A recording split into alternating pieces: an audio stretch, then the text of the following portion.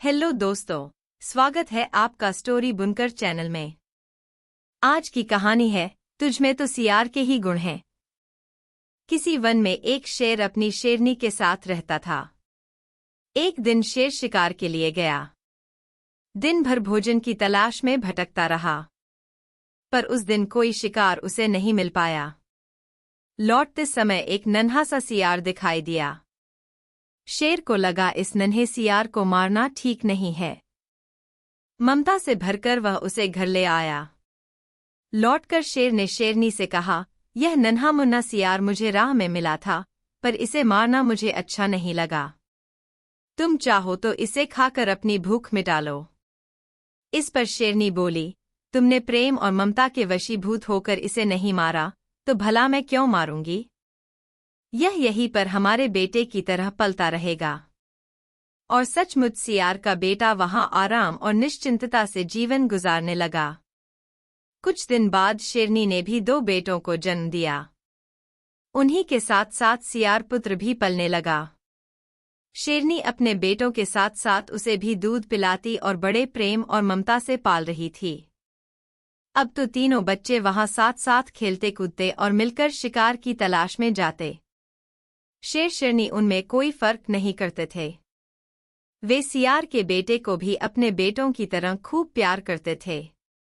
भाइयों से भी उसे बड़ा आदर और प्यार मिलता, और सियार पुत्र भी बड़े भाइयों की तरह उनका ख्याल रखता। एक दिन सियार का बेटा सिंह के दोनों बेटों के साथ शिकार के लिए गया। कुछ आगे चलकर उन्हें एक हाथी दिखाई दिया। शेर के दोनों बेटे उससे भिड़ने की बात सोच रहे थे। अभी वे उस पर धावा बोलना ही चाहते थे कि इतने में सियार का बेटा बोल उठा, अरे अरे, यह तो हमारा कुलशत्रु है, साथ ही अत्यंत विशाल और बलशाली भी। इससे लड़ना ठीक नहीं है, भाग चलो। सुनकर दोनों सिंहपुत्रों की भी हिम्मत जवाब दे गई। वे भी सियार पुत्र के साथ भागकर घर आ गए, पर दुख और अपमान के कारण उनका मुंह लाल हो गया था। आकर उन्होंने मां से बड़े भाई के कायरतापूर्ण आचरण की शिकायत की। कहा, बड़े भैया तो बड़े कायर हैं। उन्हीं के कारण आज शिकार हाथ से निकल गया। इन्होंने कहा कि भाग चलो, और हमें न चाहते हुए भी भागना पड़ा। सुनकर सियार पुत्र को बड़ा गुस्सा आया। बोला, तुमने मुझे कायर कहा। मैंने तो तुम्हें आने वाली आपत्ति से बचाया, और तुम तो उल्टे मुझे ही बुरा बता रहे हो और मेरा अपमान कर रहे हो। अब मैं तुम्हें छोड़ूंगा नहीं।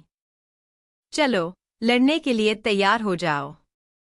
इस पर शेरनी ने उसे समझाया, बेटे, ये दोनों तुम्हारे भाई हैं। इनसे तुम्हें लड़ना नहीं चाहिए, बल्कि प्यार से अपनी बात समझानी चाहिए। तुम लोग आपस में मिलकर रहोगे, तभी लोग तुम्हारी शक्ति के आगे हार मानेंगे। लेकिन इन दोनों ने मुझे कायर कहा। मैं यह अपमान भला कैसे झेल सकता हूं? मैं तो इन्हें माफ नहीं कर सकता। सियार पुत्र ने गुस्से में आकर कहा। बेटा, इन्हें ऐसा नहीं कहना चाहिए था, शेरनी ने कहा, पर तुम्हारे और इनके स्वभाव में फर्क तो है ही। मैंने इन्हें भी तुम्हारे साथ साथ दूध पिलाया है, इसलिए सोचती थी कि तुम्हें भी वैसी ही वीरता आ जाएगी जैसी सिंहपुत्रों में होती है। पर तुम्हें तो मुझे सियार के ही गुण दिखाई दे रहे हैं। तो इससे पहले कि आगे चलकर कोई और मुसीबत खड़ी हो या ये दोनों तुमसे कुछ उल्टा सीधा कहें, तुम यहां से चले जाओ, क्योंकि तब हो सकता है कि मैं भी तुम्हारी रक्षा न कर पाऊं। इस पर सियार पुत्र दुख और अपमान से भरकर वहां से चला आया। वह समझ गया था, मैं शेर के बेटों के साथ रहा, शेरनी का दूध पिया और उसका लाड़ प्यार भी पाया, पर फिर भी शेरों के गुण मैं नहीं सीख पाया, तो अब मेरा अलग रहना ही ठीक है।